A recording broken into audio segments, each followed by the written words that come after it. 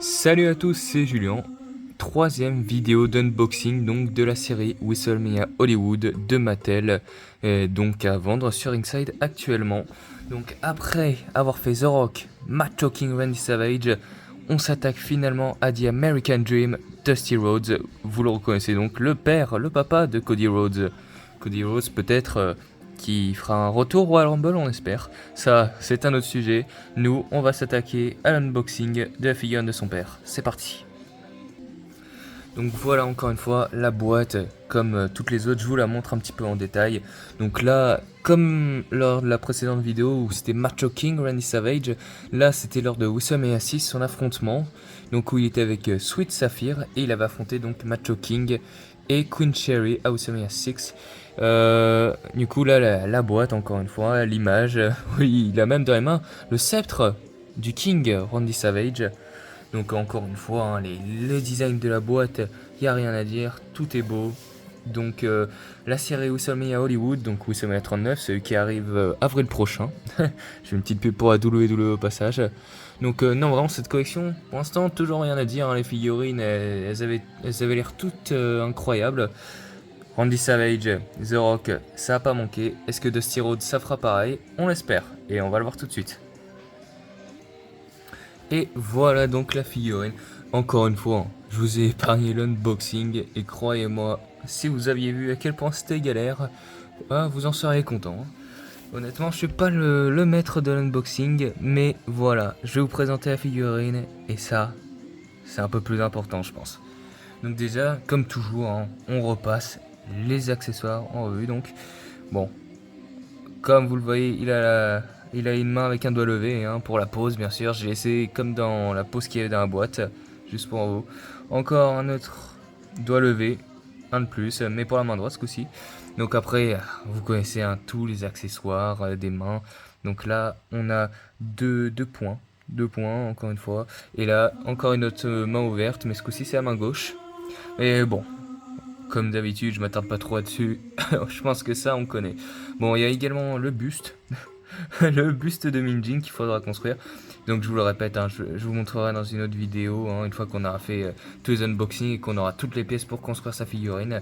On a déjà les jambes, on a déjà donc le buste, et on a la tête. Il nous manque plus que les bras, mais ça sera avec la dernière figurine Hollywood Hogan. Allez, maintenant on s'intéresse à Dusty Rhodes. C'est parti. The American Dream, on y est, c'est bon. Dusty Rhodes, il est là. Bon, j'ai pas encore retiré son petit débardeur à poids noir, mais on va le faire, on va le faire. Mais voilà, je voulais vous laisser apprécier la figurine, tout juste sortie de sa boîte, de son emballage. Là, on peut voir, ils sont bien tout faits. Ah, ce que j'adore, c'est regarder cette coudière.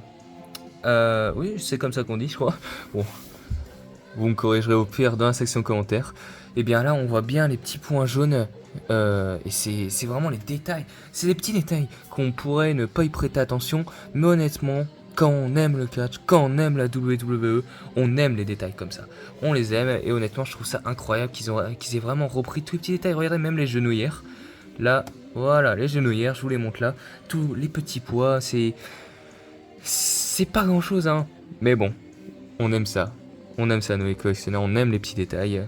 Et honnêtement, là, il y en a plein. Même sa tête, je vous approche un petit peu, regardez-moi cette tête. Ah, il gueule, et honnêtement, on aime ça. Vraiment, quand je vous dis que niveau sculpture du visage, Mattel s'est appliqué, c'était pas une blague, hein. Vraiment, regardez-moi ces détails, même ces petits cheveux, ah là là, vraiment, tous les détails sont incroyables.